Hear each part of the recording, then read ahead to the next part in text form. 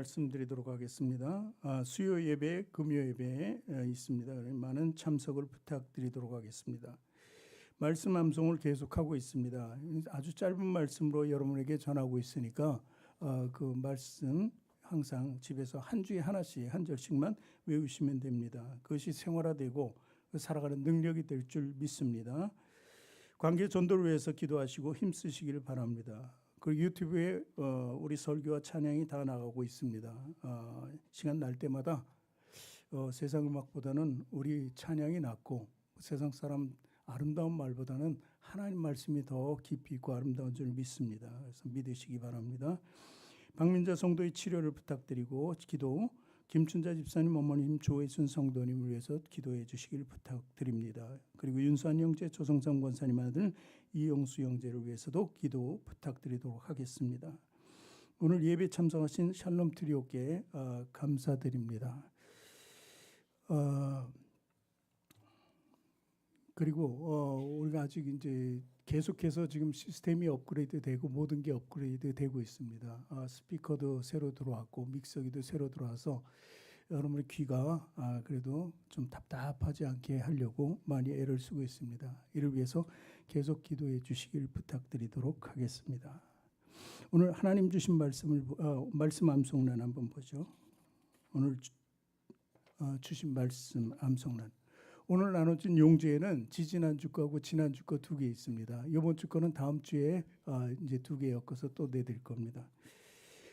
고린도후서 4장 18절 말씀입니다. 이번 주 말씀 고린도후서 4장 18절 말씀. 찾으셨으면 한 목소리 읽겠습니다. 우리가 주목하는 것은 보이는 것이 아니요 보이지 않는 것이니 보이는 것은 잠깐이요 보이지 않는 것은 영원함이라. 보이는 것과 보이지 않는 것 어떤 것입니까? 보이는 것은 어떤 것이에요? 세상입니다. 우리가 지금 보고 있는 것 모두가 이 땅에서 우리 삶 속에 나타나는 것이에요. 그러나 지금 보이지 않는 것이지만 그게 영원한데 그것은 천국입니다. 우린 천국 백성이기 때문에 항상 보이지 않는 것을 사모해야 됩니다. 땅을 생각하지 말고 위에 있는 하나님 나라를 늘 기억하면서 살아가시기를 주님의 이름으로 부탁드리도록 하겠습니다. 오늘 하나님 말씀 보도록 하겠습니다. 하나님 말씀은 열왕기하 2장 19절서부터 22절까지 말씀입니다. 열왕기하 2장 19절에서 22절까지 말씀.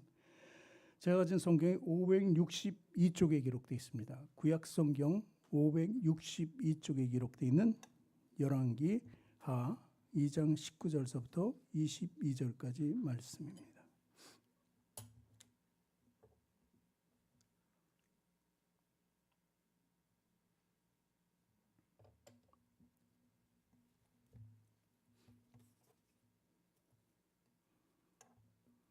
구약 성경 562면에 기록되어 있는 열왕기하 2장 19절서부터 22절까지 말씀 우리 찾으셨으면 함께 읽도록 하겠습니다.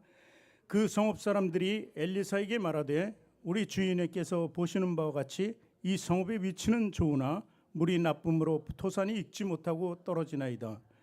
엘리사가 이르되 새 그릇에 소금을 담아 네개로 가져오라 하매 곧 가져온지라. 엘리사가 물 근원으로 나아가서 소금을 그 가운데에 던지며 이르되 여호와의 말씀이 내가 이 물을 고쳤으니 이로부터 다시는 죽음이나 열매 맺지 못함이 없을지니라 하셨느니라 하니 그 물이 엘리사가 한 말과 같이 고쳐져서 오늘에 이르렀더라. 아멘. 두 손을 가슴에 얹고 저를 따라 고백하시기 바랍니다. 하나님께서는 나를 사랑하십니다. 하나님께서는 나를 존귀하게 여기십니다. 하나님께서는 나를 축복하십니다. 하나님께서는 내 문제를 해결해 주십니다. 믿음의 고백이 되셨습니까? 아멘. 우리 앞뒤 전후 좌우에 계신 분들과 인사합니다. 당신을 사랑하고 축복합니다.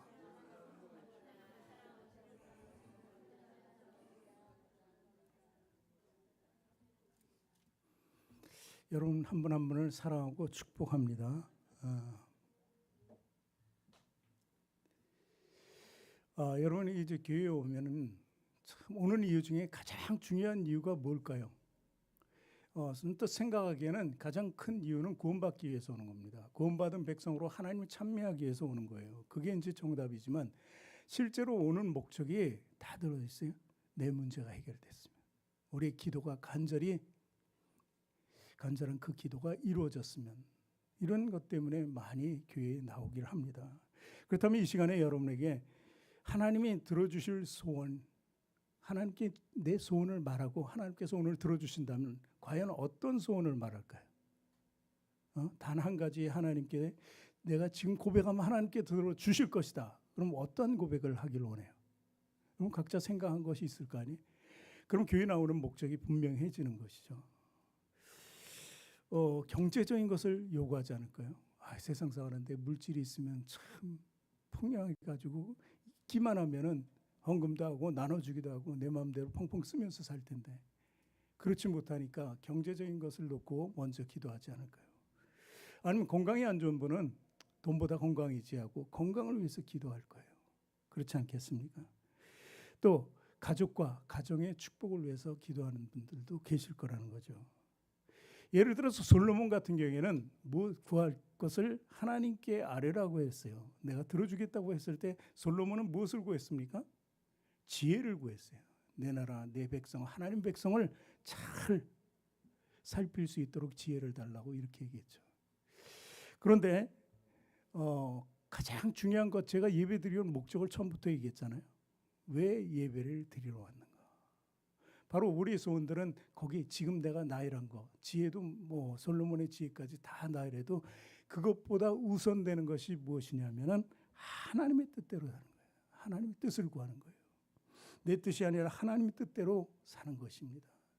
내가 지금 교회에 나오는 목적은 하나님의 일을 위해서, 하나님 나라를 위해서 존재한다 하는 것을 먼저 구해야 돼. 그러니까 내가 어떻게 해야지 하나님 기쁘게 하는 일을 할 수 있겠느냐 하는 거죠.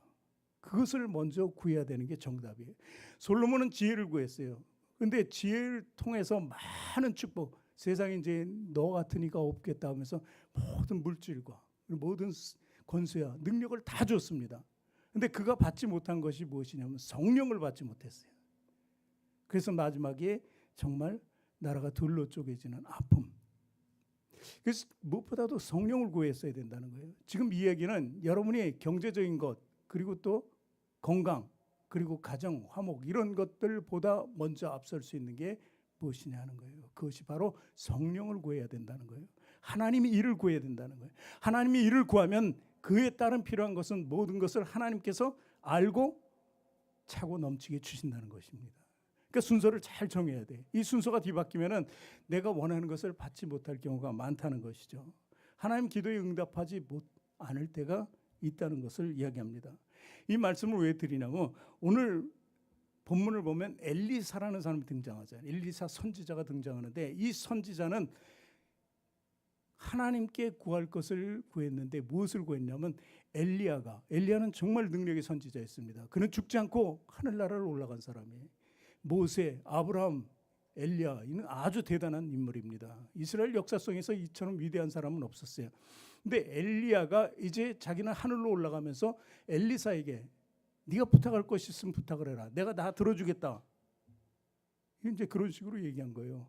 네가 원하는 것이 과연 무엇이냐? 무엇보다도 우선 원하는 것을 얘기해라. 그럴 때 엘리야는 이렇게 고백을 합니다. 갑절의 영적 능력을 얻기를 합니다. 열왕기하 2장 9절 말씀을 우리 한번 보겠습니다. 2장 9절에 보니까 엘리야와 엘리사의 대화 내용이 있습니다. 같이 읽겠습니다. 건너매 엘리야가 엘리사에게 이르되 나를 내게서 데려감을 당하기 전에 내가 내게 어떻게 할지를 구하라. 엘리사가 이르되 당신의 성령이 하시는 역사가 갑절이나 내게 있게 하소서 하는지라. 엘리야는 자기 몸을 돌보지 않고 하나님을 위하여 했던 사람이에요. 그와 같이 동행했던 제자나 다름없는 엘리사는 그의 모든 것을 보았습니다. 그러면서 그에게 구할 것은 뭐였어요? 당신처럼, 엘리야 당신처럼 역사가 나에게도 있기를, 하나님의 뜻이, 하나님의 일이 나에게 이루어지게 해달라고, 그렇게 해서 갑절이나 있게 해달라고 이렇게 구했다는 사실입니다. 그러니 우린 교회 생활하면서 사실 이런 대목을 우리 마음에 둬야 돼요. 그러면 내가 교회에 나오는 목적이 무엇인지, 그냥 목적이 내가 궁핍하고 힘들고 어렵고 건강이 나쁘고 이런 것은 다 부차적인 거라니까요. 하나님의 일을 하기 위해서 선택된 사람들은 하나님이 그 나머지 모든 것을 다 할 수 있도록 돌봐주신다는 것입니다. 이것을 믿는 믿음이 있어야 되는 줄 믿습니다. 오늘 그 엘리사가 첫 번째 이적을 행하는 장면이 나오는 것이 오늘 말씀의 대목이에요. 여리고 성의 내력을 한번 보겠습니다. 여리고 성이 과연 문제가 무엇이었기 때문에 오늘 첫 말씀이 이런가. 2장 19절 말씀을 읽겠습니다. 그 성읍 사람들이 엘리사에게 말하되 우리 주인께서 보시는 바와 같이 이 성읍의 위치는 좋으나 물이 나쁨으로 토산이 익지 못하고 떨어지나이다. 그들이 얘기합니다. 성읍의 위치 좋아요. 모든 것이 괜찮아요. 사실 구약에 나오는 이 여리고성은 대단한 성이었습니다. 그 문을 닫고 있어도 거기서 줄이지 않고 얼마든지 매달리고 버틸 수 있는 그런 모든 것을 갖춘 견고한 성이었습니다. 그래서 출애굽한 이스라엘 백성들이 여리고성을 점령하고 넘어가야 되는데 굉장히 큰 난관이 되었던 것이죠. 그 당시 여리고를 아름다운 성읍, 달의 성읍, 종려나무 성읍, 향기나는 성읍 뭐 이래가지고 아주 좋은 말은 다 갖다 붙일 정도로 굉장히 좋은 성이었다는 것입니다. 그런데 하나님께서 그 성을 점령하기를 원하셨어요. 그 땅을 점령하고 지나가야 되지만 하나님의 뜻대로 가나안 정복이 이루어지니까. 그랬을 때 하나님께서 그 견고한 여리고성을 돌파할 수 있는 길을 주셨는데 여러분 아시다시피 하루에 한 번씩 6번을 들고 마지막 7째 날에는 7번을 들고 큰 함성을 소리쳐서 성이 무너지게 했어요. 그래서 점령한 것이죠. 어쩌면 이 여리고성을 점령하는 것은 하나님과 사탄의 전쟁이에요. 이미 이 출애굽한 이스라엘 백성들은 하나님과 신들의 전쟁이라는 영화도 있죠. 하나님과 애굽의 신과 바알 신이나 뭐 이런 모든 잡다한 신이 애굽의 신이었죠. 그리고 하나님 이 싸움에서 이미 이기고 나온 상태예요. 그들에게 10가지 재앙을 내려버리고 완전히 승리하고 승리에 도취된 이스라엘 백성들이 지금 가는 중에 가나안 정복을 위해서 마지막에 여리고성을 이제 점령하는 그 장면이에요. 어쨌든 이렇게 보면은 하나님은 계속 싸우신 거예요. 우리를 위해서 싸워주신 것처럼 이스라엘을 위해서 계속 싸워주신다는 거예요. 점령할 수, 이길 수 있도록 해주시는 게 하나님의 뜻이고 능력이라는 것입니다. 그런데 문제는 여기 있습니다. 여리고성을 점령했을 때 어떻게 하라고요? 그 안에 있는 남녀노소 살아있는 짐승들은 다 죽이라 그랬어요. 부정한 것이니까 죽이라 그랬어요. 부정하니까. 그래서 모두 죽여버리니까 그 피가 어디로 흘러요? 여리고성 안에 땅속으로 다 흐르게 된 겁니다. 그러니 물이 좋을 수가 없겠죠. 거기는 저주받은 땅이라는 거예요. 일종의. 그러니 물이 좋지 않으니까 많기는 많아요. 풍족한데 좋지 않으니까 좋은 열매를 맺을 수가 없게 된다는 것입니다. 그리고 열매 맺기 전에도 다 떨어져 버리니까 이것은 농사 지나 많아요. 그러니까 어쩌면 사람이 살 수 없는 황폐한 땅과 생긴 거는 정말 아름답게 생겼지만 황폐한 땅과 똑같다는 의미를 우리에게 가르쳐주고 있는 것입니다. 러시아의 체르노빌 원전이 거의 폭발당하니까 그 지역은 완전히 사람이 살 수 없는 곳으로 변해요. 그런가 하면 일본에도 마찬가지죠. 후쿠오카 원전이 문제가 생기니까 그 지역에도 마찬가지입니다. 이처럼 이 황폐한 땅, 저주받은 땅은 생물이 살아날 수가 없게 된다는 것입니다. 그러니까 근원이 안 좋으니까 열매를 맺을 수 없다, 이런 얘기입니다. 우리 삶을 한번 여기서 돌아봅니다. 우리 근원은 과연 어디에 있을까요? 우리 근원이 어디 있는지 분명히 알고 거기에 근원을 두고 살면은 우리는 문제가 없을 거예요. 그런데 우리는 세상 삶을 살면서 자꾸 우리 근원을 잃어버려요. 세상에 있는 거기다 뿌리를 두려고 자꾸 그런다는 거예요. 뿌리가 얼마나 많은지. 단 하나의 뿌리라면 하나님께 두고 살 텐데 여러 개가 있으니까 이것도 저것도 다 기웃거리면서 거기에 뿌리를 두고 사는 그런 삶을 살아가는 것이죠. 그러니까 원만한 열매를 맺기가 어렵다는 것입니다. 어쩐 때는 일도 그래요. 될 듯 하다가 안 되고 될 듯 하다 안 되고.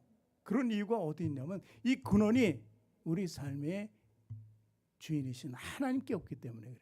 하나님께 있어야만 돼요. 이 여리고의 문제가 생긴 것은 하나님이 떠난 지역이기 때문에 그랬다는 것입니다. 아무리 충만하고 기름진 것이 많이 있다 하더라도 하나님이 저주하면 그 순간 다 황폐해지고 만다는 것입니다. 이 말은 뭐냐면 하나님이 피조물을 탄생시킨 주인이라는 것을 우리가 알아야 돼요. 모든 것을 하나님께서 지으시고 하나님이 통치하신다는 그 개념을 알아요. 언제든지 좋은 것을 나쁘게 만들 수 있고, 또한 반대로 언제든지 나쁜 것을 좋게 만들어줄 수 있다. 그것이 오늘 본문의 요지라는 것입니다. 그러므로 우리는 근본을 떠나서는 안 되는 거예요. 여기서 우리가 알고 배울 것은 근본을 떠나면 안 된다는 거예요. 근본을 떠난 사람은 하나님을 떠났기 때문에 실패와 불행의 길로 갈 수밖에 없는 거예요. 세상 사람들이 지금 잘 나가는 사람 맞습니다. 믿지 않아도 정말 부유한 사람이 너무 많아요. 잘 나가는 사람이 너무 많아요. 그런데 그 사람들이 그럼 열매를 좋은 것을 맺고 있느냐? 물론 우리가 보기에는 외적인 모습으로 보면 그럴 수 있어요. 그러나 마지막 날 그들은 심판대에 오른다는 거예요.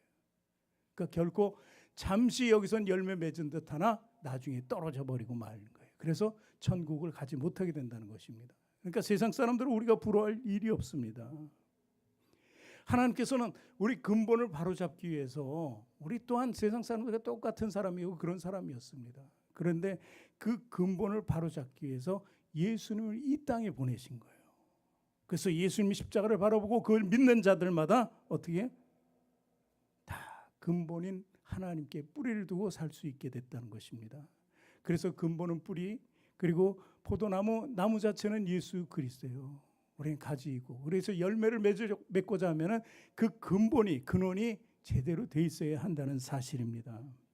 그래서 우리에게 오늘 이 말씀을 전하는 이유는 우리가 회복하기를 원하는 거예요. 다시 한번 변화되고 근본을 고치고 회복하기를 원하는 하나님이 주신 귀한 말씀이라는 것입니다. 그래서 뒷절을 쭉 보면은 그릇과 소금을 사용하는 것을 알 수 있습니다. 이 열매는 굉장히 중요해요. 열매 그러는데 이 열매가 무슨 우리가 포도나무 아니면 무슨 고추를 길러서 고추 뭐 이런 열매를 얻기 위한 그런 말씀이 아니에요. 이 열매는 모두가 우리를 지칭하는 거예요. 우리 연관된 사람이 모든 열매예요. 그 말씀을 예수님께서 주셨기 때문에 정확하게 우리는 알 수 있습니다. 마태복음 7장 16절서부터 보겠습니다. 같이 읽겠습니다.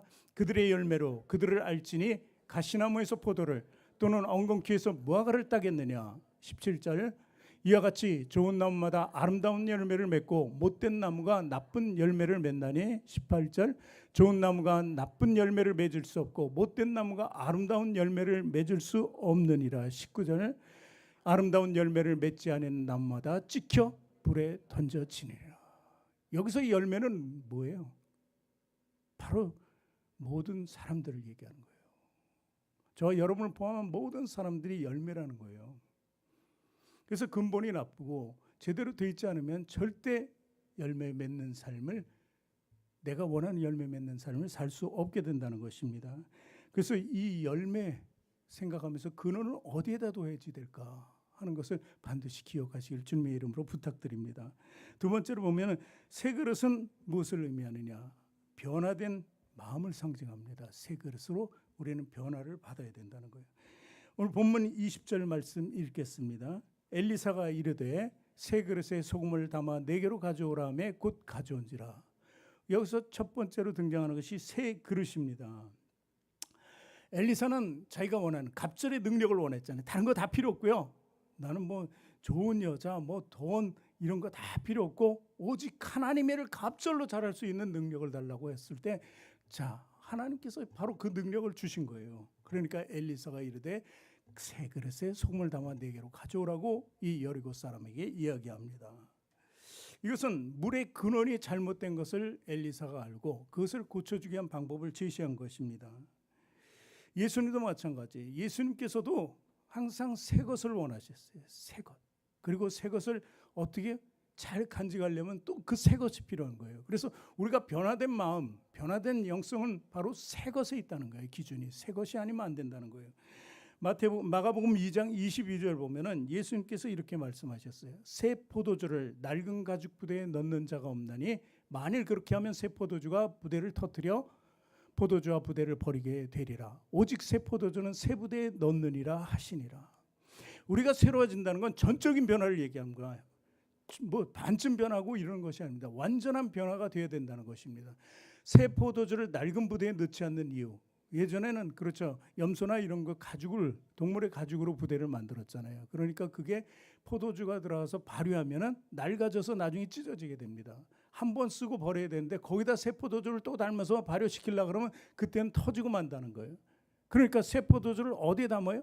새 것에. 버려지면 안 되니까. 그 당연한 거예요. 새 것을 가지고 있다면 우리도 그렇잖아요. 모든 게 그래. 새 것이 생기면은 아주 좋은 자리에, 좋은 위치에, 좋은 곳에 늘 수밖에 없는 거예요. 이렇게 변화된 삶을 살아야 된다는 것입니다. 뭐 새 것이 되었는데 모든 낡은 것에 의존하는 삶을 산다면 안 되는 것이죠. 영적인 축복의 삶을 얻었는데 예전의 세상 일과 똑같이 예전처럼 살아가면 안 된다는 거예요. 왜냐하면 터져버리면 새 것으로 받은 것이 다 없어져 버린다는 거예요. 우리 새 그릇, 새 부대, 이것은 모두 새로 변화된 사람을 상징한다는 거예요. 사실 외적인 것, 형식적인 것을 우리는 떠나서 내적인 것을 잘 챙겨야 됩니다. 갈라디아서 6장 15절에 보면 이런 말씀이 이스라엘 백성들에게 주어지는 말씀 중에 한 말씀이 있습니다. 갈라디아서 6장 15절 말씀, 할례나 무할례가 아무것도 아니로되 오직 새로 지으심을 받는 것만이 중요하니라. 이 말씀은 뭐예요? 이스라엘 백성은 난 지 8일 때면은 할례를 받게 돼 있어요. 내가 하나님의 선택된 백성이라는 것을 표시하는 거예요. 의무적입니다. 그것을 안 받으면 절대 선민이 될 수 없고 하나님 나라에 갈 수 없다고 그들은 교육받고 가르침을 받았던 거예요. 그런데 그것이 다 형식적이고 외식적인 것이라는 거예요. 그건 아무것도 아닌데 오직 새로 지으심을 받는 것만이 중요하다. 그러니까 성령을 받아야 된다는 거예요. 성령을 하나님께. 그리고 에스겔서 18장 31절 32절 말씀도 같이 읽어봅니다. 너희는 너희가 범한 모든 죄악을 버리고 마음과 영을 새롭게 할지어다. 이스라엘 족속아 너희는 어찌하여 죽고자 하느냐. 32절 주 여호와의 말씀이니라. 죽을 자가 죽는 것도 내가 기뻐하지 아니하노니 너희는 스스로 돌이키고 살지니라. 하나님께서 전부 지옥에 가는 걸 원하지 않아요. 하나님 돌이키기를 원해요. 변화받고 다시 하나님께 나오기를 원하는 거예요. 그러니까 그것은 하나님의 뜻이기도 하지만 어떻게 해야 돼요? 우리 쪽에서 노력해야 돼요. 스스로 돌이키고 살아야 된다는 거예요. 예수의 피로 거듭난 사람, 그리고 예수의 정신과 양심으로 새롭게 변화된 사람들이 새 그릇이고 새 부대인 줄 믿으시기 바랍니다.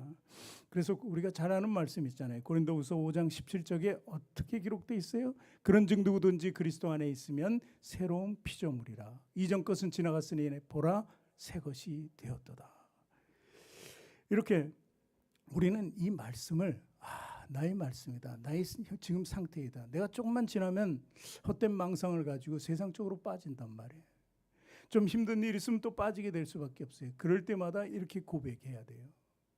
다윗이 범죄하지 않은 사람이었어요. 정말 순종으로 하나님께 영광을 드리고 정말 하나님의 위대한 축복이 됐고 이스라엘에서 다윗만한 사람이 없습니다. 그런데 그가 한번 범죄함으로 어떻게 해요? 그 다음부터는 고백이 절로 나오는데 이 고백이 나옵니다. 시편 51편 10절 말씀 우리가 있습니다. 하나님이여 내 속에 정한 마음을 창조하시고 내 안에 정직한 영을 새롭게 하소서. 창조하시고 새롭게 해달라는 거예요. 하나님만이 하실 수 있다는 거예요. 내가 나 스스로 정말 범죄하지 않고 살 줄 알았는데 나도 모르게 유혹으로만 범죄했다는 거예요. 그때 인정을 합니다. 모든 인간은 범죄인이다는 거예요. 그래서 하나님만이 그것을 고치시고 변화시킬 수 있기 때문에 내 속에 정한 마음을 창조하시고 내 더러운 모든 것을 다 버리게 하여 주시고 내 안에 정직한 영을 새롭게 해달라고 이렇게 고백을 했던 것입니다. 우리는 하나님의 놀라운 뜻을 알아야 돼요. 그래서 성령으로 말미암아 우리 열매 맺는 삶이 있어야 된다. 그러니까 성령이 왜 필요하면 열매 맺는 삶이 성령을 통해서 계속해서 열매 맺는 삶이 우리 그리스도인들에겐 필요한 거예요. 뭐 사랑과 희락 화평서부터 쭉 주어진 9가지 열매가 우리에게 꼭 필요한 거예요. 세상 사람들도 부러워하는 거예요.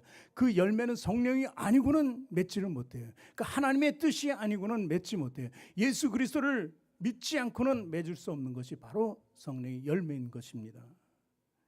디도서 3장 5절 말씀 보니까 우리를 구원하시되 우리의 행한 바 의로운 행위로 말미암지 아니하고 오직 그의 긍휼하심을 따라 중생의 씻음과 성령의 새롭게 하심으로 하셨나니.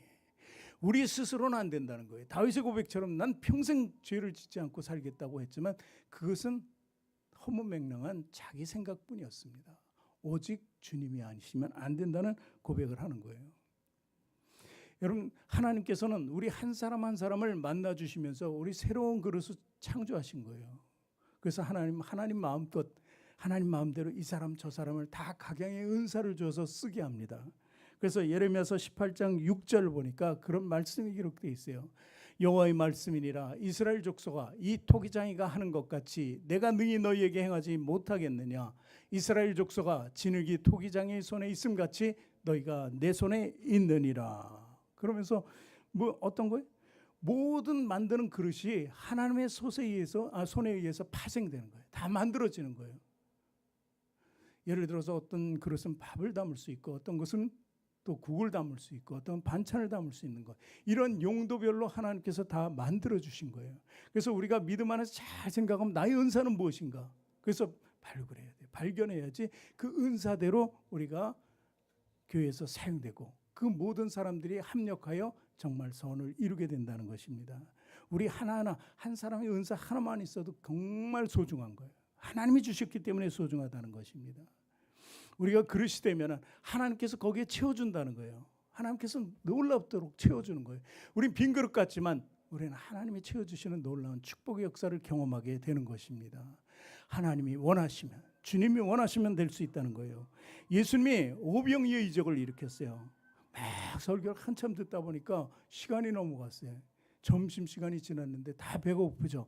그랬을 때 그 안에 장정 5천 명 이상이 있었는데 그 안에 먹을 것을 가지고 있는 자는 어린아이 물고기 2마리와 보리떡 5개밖에 없어요. 그것을 가져오라 그래서 그것을 나눠주기 시작합니다. 다 나눠줬어요. 모두가 배불리 먹었어요. 그리고 나서 얼마나 남았어요? 12광주리가 남았어요. 12광주리. 그러니까 그렇게 나눠주고도 그 그릇에 광주리에 또 12개나 남아있다는 거예요. 이 12개 남은 광주리에 있는 떡과 물고기는 누구의 것이에요? 그 사람들은 배불러요. 또 배부르지 않은 많은 사람들, 많은 영혼을 위해서 12그릇.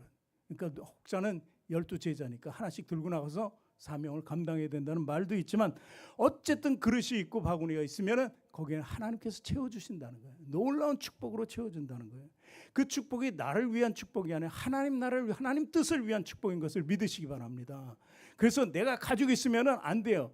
고인물이 썩는 것처럼 가지고 있으면 모두가 상하게 돼요. 그 떡을 받았으면 축복의 떡을 나눠줄 수 있어야 돼요. 그랬을 때 다른 생명이 그 떡을 먹고 배부르게 되고 살게 된다는 것입니다. 하나님은 모든 그릇을 채우기를 원해요. 엘리사의 또 하나의 기적이 있어요. 이적이 있어요. 오늘 이적 하나를 지금 소개하면서 또 하나 우리가 잘 아는 것이 있습니다. 엘리사의 제자죠 하면 수련생 중에서 한 사람이 갑자기 죽어버렸어요. 그가 죽어버렸는데 그 가정을 보니까 완전히 비투성이에요. 진짜 아내와 아이들 둘이 있는데 전부 비투성이 때문에 뭘 진짜 앞으로 이제 먹고 살 것도 없을 것 같고 죽을 일만 남은 것처럼 보이는 거예요. 그랬더니 엘리사가 지금 가진 것이 무엇이냐 하니까 기름 한 병이 있다는 거예요. 그래서 그것을 가져오고 너희 집에 있는 그릇을 있는 대로 다 가져오라고 합니다. 이때 엘리사가 그 기름에 있는 병을 그릇에 채우기 시작합니다. 병에 있는 게 얼마나 된다고 그 많은 그릇을 다 채울 수 있을까요? 이거 하나님의 축복이에요. 오병이의 이적처럼 하나님께서 그릇을 채우는 축복을 원하시면 그 축복은 한없이 그릇을 다 채우자 이제 기름이 떨어졌다는 것입니다. 여러분 어떤 그릇이 되기를 원합니까? 어떤 그릇? 하나님 원하시는 그릇이 되기를 원하면 좀 더 큰 그릇이 되어야 되지 않을까요? 그랬을 때 정말 그 그릇들이 기름으로 차고 넘치자 그들은 빚을 다 갚을 수 있었고 그리고 정말 풍부하게 풍요를 누리면서 살 수 있었다는 것입니다. 하나님의 뜻은 바로 거기에 있습니다. 새 그릇으로 변하기를 원해요. 헌 것에는 넣을 수가 없어요. 터져버리니까. 새 그릇으로 변화만 되면 하나님께서 무엇이든 다 채워준다는 것을 믿으시기 바랍니다. 그리고 새 그릇과 또 하나 있었죠. 뭐가 있었습니까? 그릇 말고 소금이 있었죠. 소금 하면은 물이 더러워지니까 소금 하면은 이건 뭐 누구도 생각할 수 있겠다 이렇게 하죠. 더러운 물 소금으로 좀 집어넣으면 좀 깨끗해지겠지. 그렇게 생각하지 마세요. 하나님의 뜻이 어디 있는지 우리는 분명히 알아야 됩니다. 세 번째, 그것은 우리 스스로가 소금이 되기를 원하는 하나님의 뜻이에요. 그 여리고에 살던 모든 사람들이 하나님의 뜻을 알기로 했던 거예요. 소금의 존재가 과연 무엇인가 하는 것이 오늘 세 번째 말씀이라는 거예요. 소금은 여러 가지 특성을 가지고 있습니다. 소금은 어떤 특성을 가지고 있어요? 첫 번째, 소금은 맛을 내잖아요. 맛을. 짠맛이긴 해도 그 맛이 짠맛이 없으면 다른 맛은 어우러질 수가 없다는 것입니다. 그래서 마태복음 5장 13절 말씀에 이렇게 기록되어 있습니다. 너희는 세상의 소금이니 소금이 만일 그 맛을 잃으면 무엇으로 짜게 하리요? 후에는 아무 쓸데없어 다만 밖에 버려져 사람에게 밟힐 뿐이라. 소금을 사왔는데 소금이 짜지 않으면 그걸 어디다 씁니까? 놓고 있는다고 짜질 것도 아니고 버리게 된다는 것입니다. 사람도 마찬가지입니다. 우리가 세상의 소금처럼 누군가 유익을 위해서 살지 않으면 훗날에 버려지고 만다는 것을 이야기하는 것입니다. 또 소금은 성전의 제사에 쓰였습니다. 제사에 쓰였다는 것은 거룩하게 하기 위한 그 용도로 쓰였다는 거예요. 하나님 제사를 드리기 위해서 거룩하게 쓰인 것이 두 가지 있는데 첫 번째는 피입니다. 피. 우리가 거룩함을 받으려면은, 역임을 받으려면은 누구의 피가 필요해요? 예수 그리스도의 피가 필요해요. 첫 번째로 피가 필요했어요. 그 다음이 소금이었다는 것입니다. 그래서 거룩함을 창조하는 게 바로 소금이라는 것입니다. 세 번째는 우리가 정말 상식적으로 아는 거, 소금은 부패를 방지하고 더러움을 몰아내는 성질이 있다는 거예요.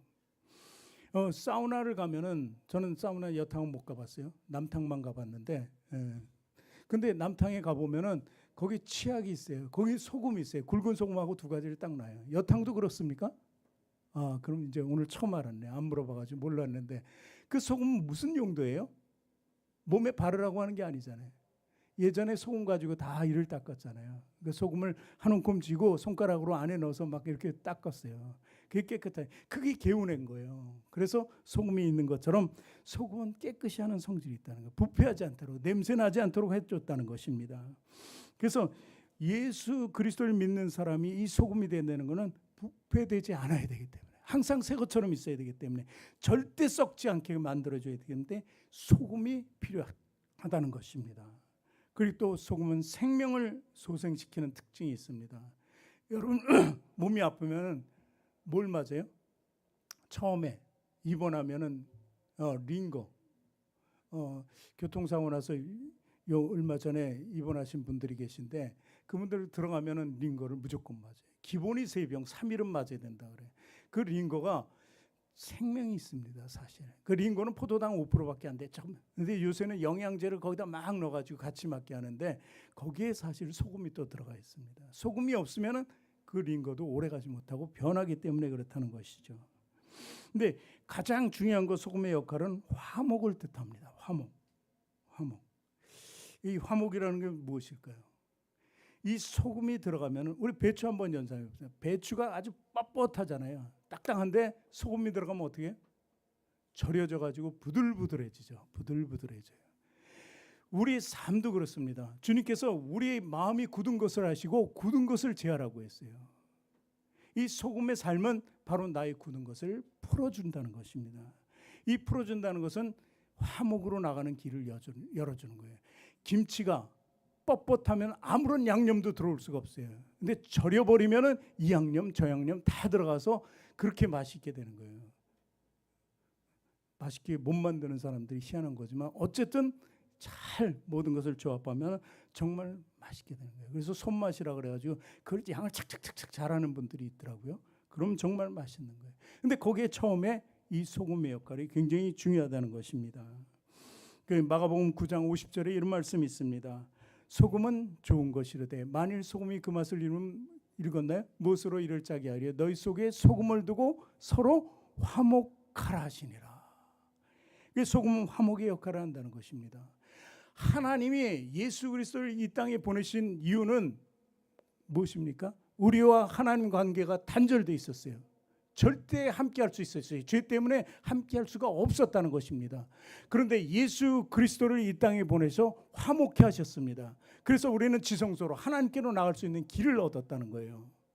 그것이 바로 화목자 예수 그리스도의 역할이에요. 어쩌면 소금의 역할을 하시는 예수 그리스도를 우리는 연상해 볼 수가 있다는 것입니다. 그래서 소금은 이렇게 많은 역할을 합니다. 오늘 여리고의 문제를 해결해 주시는 것은 바로 소금을 통해서 거기에 이제 농사지어서 심는 것마다 이제 좋은 열매를 맺게 하는 그 역할을 하는 것이 그들의 원이에요. 여리고성 사람들이 엘리사에게 그것을 부탁했어요. 근데 엘리사는 그 원을 들어주면서 엘리사가 요구한 것은 과연 무엇일까요? 너희도 하나님의 사람이 되려는 거예요. 하나님의 사람. 하나님의 사람이 되면은 너희가 농사지어서 이제 좋은 열매를 맺게 한 것처럼 너희도 하나님의 사람이 되면 너희도 사실 좋은 열매와 같이 될 거고 하나님을 바라게 되고 하나님과 같은 놀라운 은혜와 능력의 축복 받는 사람이 된다는 것을 의미하는 것입니다. 그러니까 오늘 이 말씀을 우리에게 주신 것은 우리가 변화받고 우리가 축복의 사람이 된다는 거예요.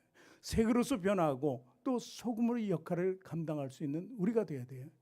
하나님께서 허락하시면 우리는 완전히 변한 사람으로 살아갈 수 있게 된다는 것입니다. 그래서 자, 오늘 연장이라고는 할 수 없지만 그릇과 소금을 사용했어요. 그러면 그 그릇과 소금만 있으면 되겠네 하면서 우리는 생각할 수 있어요. 그런데 이 모든 것을 누가 하셨다고요? 하나님이 하셨다고요. 근데 하나님이 무엇으로 하셨을까요? 하나님의 도구는 무엇일까요? 우리 네 번째가 그 답입니다. 열왕기하 2장 21절 말씀을 보겠습니다. 엘리사가 물 근원으로 나가서 소금을 그 가운데에 던지며 이르되 여호와의 말씀이 내가 이 물을 고쳤으니 이로부터 다시는 죽음이나 열매 맺지 못함이 없을지니라 하셨느니라. 여기서 중요한 게 뭐예요? 여호와의 말씀이 하나님의 말씀으로 역사하시는 거예요. 그릇과 소금은 그냥 우리에게 보여주는 연장과도 같은 것입니다. 그리고 우리가 변화되는 것을 원하는 그런 요구사항이라고 볼 수 있어요. 그런데 정작 이 모든 것을 통해서 이루어지려면 어떻게 돼요? 하나님의 말씀이 필요해요. 하나님 말씀이 없으면 이런 이적은 일어날 수 없게 된다는 거예요. 그래서 만약에 이 여호와의 말씀을 넣지 않았다면 여리고 사람들은 누구를 칭송할까요? 엘리사를 칭송하겠죠. 엘리사, 야, 이런 방법이 있었네. 우리는 그 간단한 것도 몰랐지만 참 엘리사는 대단한 사람이다. 그래서 엘리사를 칭송했을 거예요. 사도 바울도 병 고치고 이렇게 다녔을 때 그렇게 칭송하잖아요, 사람들이. 근데 옷을 나 아니야 그리스도라고 이렇게 하잖아요. 그렇듯이 올바른 선지자는, 올바른 믿음의 사람들은 어떤 좋은 일이 일어나고 나를 통해서 이루어졌을 때 누가 하셨다고요? 여호와의 말씀이 하셨다는 거예요. 이것이 오늘 중요한 요지라는 것입니다. 오늘 엘리사는 여호와의 하나님의 이름을 선포한 것입니다. 모든 능력과 모든 일들을 다 하나님께로 돌리는, 영광을 돌리는 삶을 살았던 것입니다. 이게 정말 선지자예요. 이것이 정말 성도가 되는 길이라는 거예요. 모든 성도는 나는 없고 누가 있어요? 우리 안에 예수 그리스도만 있다는 사실을 믿으시기 바랍니다. 그리고 나서 이제 오늘 맺은 말이 뭐냐면 열왕기하 2장 22절 말씀 같이 읽습니다. 그 물이 엘리사가 한 말과 같이 고쳐져서 오늘에 이르렀더라. 하나님의 역사하심 변하지 않는 거예요. 오늘에 이르렀더라. 우리는 이걸 잘 지켜 행할 수 있어야 돼요. 정말 우리 삶이 변하지 않고 계속 오늘에 이르렀더라. 우리 천국 가는 그날까지 이루어질 것을 믿고 고백해야 된다는 사실입니다. 오늘 이게 변화받는 축복의 주인공이 누구냐면은 여리고성인 사람이 아니에요. 이 말씀을 읽고 변화하는 우리라는 거예요. 저와 여러분이 주인공인 것을 믿으시기 바랍니다. 그리고 이제 새 그릇과 소금, 그 가치로 우리는 살아가야 되고 하나님의 말씀이 이 모든 우리 삶을 주관한다는 사실을 믿으시기 바랍니다. 그럼 여러분은 축복을 받는 사람이고 성공적인 신앙의 삶을 사는 사람인 것입니다. 그래서 우리는 하나님 여호와의 말씀이 그럼 어떻게 돼야 되나? 가장 중요한 것은 그 그릇과 소금이 필요하지만 더 중요한 것은 하나님 말씀인데, 그럼 하나님 말씀은 어떻게 받나? 기도입니다. 기도의 응답으로 우리는 살아가야 된다는 거예요.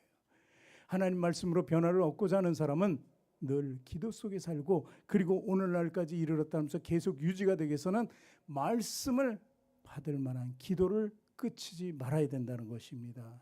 그 삶을 살면서 여러분 성공하시기를 주님의 이름으로 축원합니다. 기도하겠습니다. 하나님 감사합니다. 오늘 엘리사의 이적이 바로 우리에게 나타나기를 원합니다. 우리 헛된 삶, 헛된 것을 추구하는 모든 것을 이제 버리고 새로운 것으로서 하나님께서 원하시는 그릇으로 변화를 받고 그 안에 진정한 소금을 둬 그 맛을 음미할 수 있는 귀한 소금의 역할을 감당할 수 있도록 하나님 인도하여 주시기 원합니다. 오늘도 말씀으로 살기를 원하고 말씀이 우리의 모든 것이 되는 것을 고백할 수 있도록 하나님 인도하시고 우리 성도들 한 사람 한 사람 말씀으로 승리할 수 있도록 도와주시옵소서. 감사드리며 예수님 이름으로 기도합니다. 아멘. 우리 주의 힘을 찬양합니다.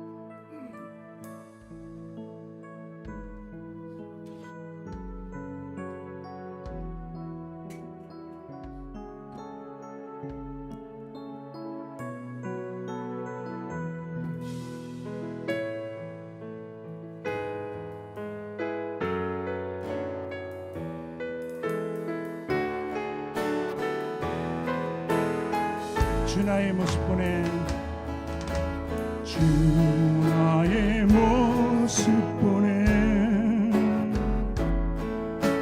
산 나의 마음 보시네 주 나의 눈물 안에 홀로 울던 나 마시네 주 사랑 내게 있네 주 사랑 내게 있네 그 사랑이 날 채우네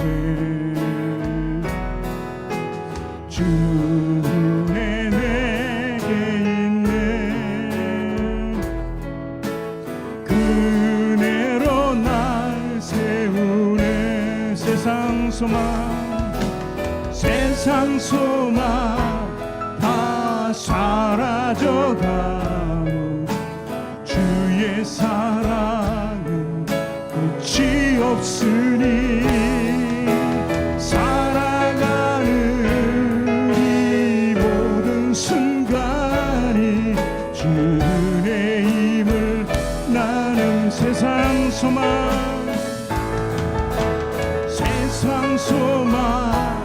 다 사라져가 주의 사랑은 끝이 없으니 살아가는 이 모든 순간이 주의 힘을 나는 믿네. 이 시간에 우리 함께 기도하기를 원합니다. 오늘 새 그릇 새금 모든 것이 변화되어서 하나님의 도구로 사용되게 해달라고 기도하시고 무엇보다도 성령의 사람이 되기를 원한다고 입으로 기도하기를 원합니다. 그리고 오늘 가져온 문제마다 그리고 하나님 뜻대로 살아가는 그 고백이 있게 하여 주셔서 여러분의 삶이 더 지금보다 훨씬 나아지는 변화된 삶을 통해서 하나님의 역사가 내 안에 일어나게 해달라고 기도하시고 문제를 놓고 주여 한번 외치고 기도하는 시간 갖겠습니다. 주여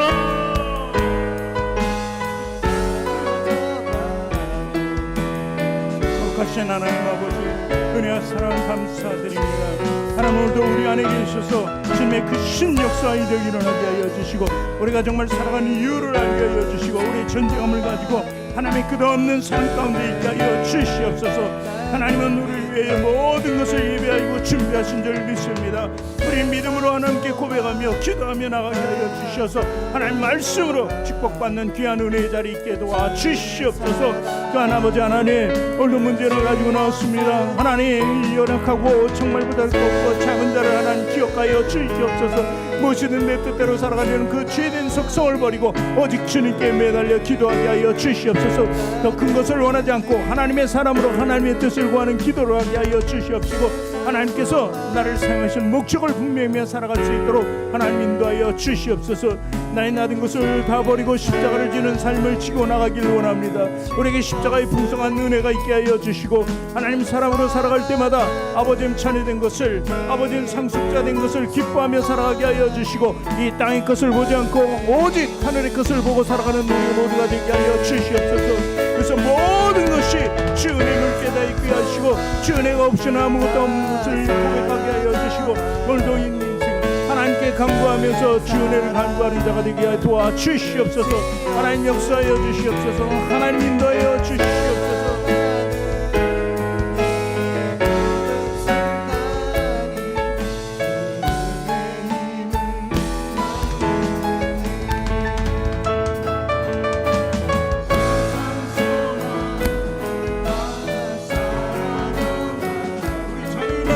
함께 찬양합니다. 없으니 살아가는 이 모든 순간이 주 은혜임을 나는 세상 소망 다 사라져가도 주의 사랑은 끝이 없으니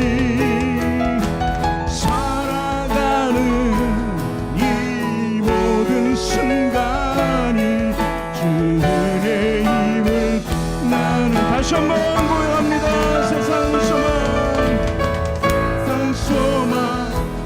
다 사라져가도 주의 사랑은 끝이 없으니 살아가는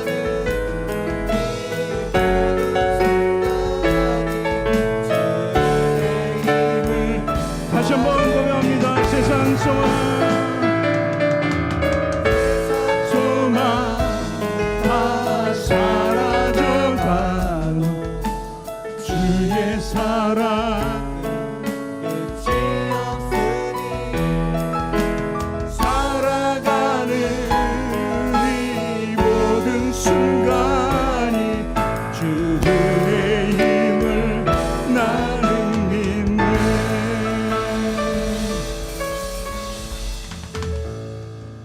고마우신 하나님 아버지, 오늘은 주님의 사랑을 우리가 독차지하길 원합니다. 오늘 예배 시간에 나와서 하나님 만나는 귀한 시간을 가졌습니다. 주님의 말씀을 경청하는 귀한 시간 가졌습니다. 주의 은혜가 충만한 이 자리에 하나님의 임재가 있고 예수 그리스도의 보혈과 성령님이 충만하게 계신 줄 믿습니다. 우리 안에 다시 한번 뜨거운 마음을 주시옵시고 변화된 마음을 가지고 이제 다시는 변치 않는 소금의 역할을 감당하면서 나갈 수 있도록 하나님의 은혜를 내려주시기를 원합니다. 오늘도 문제를 가지고 나온 우리 성도들이 있습니다. 기도하기를 원해서 병든 자들이 있습니다. 하나님 저들에게 치료의 광선을 주지 않으시겠습니까? 아버지 치유하여 주시길 원합니다. 하나님 싸매 주시고 만져주시는 줄 믿사오니 저들을 품고 아버지 저들을 고쳐 주시옵소서. 나음으로 하나님의 영광되게 하는 삶을 살아갈 수 있도록 하나님 인도하여 주시기를 원합니다.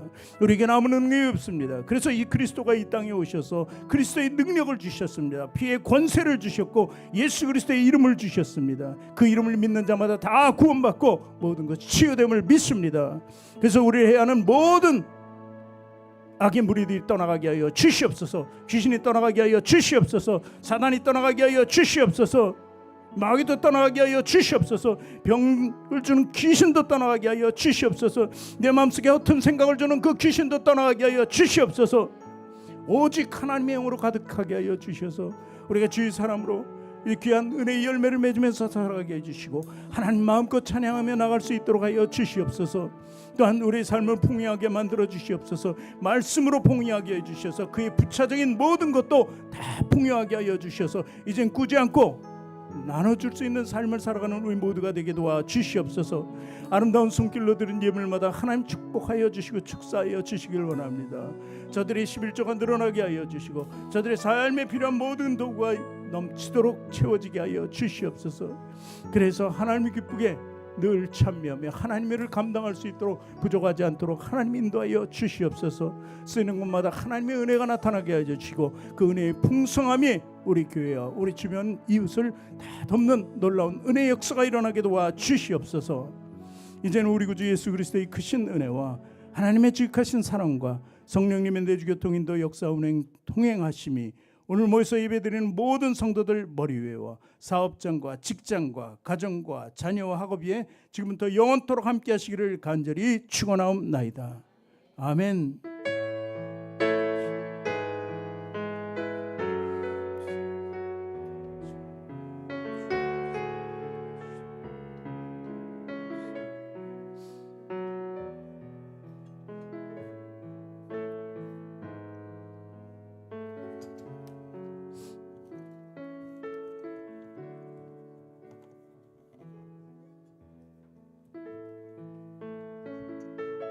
우리 주님께 영광의 박수를 올려드리겠습니다. 할렐루야.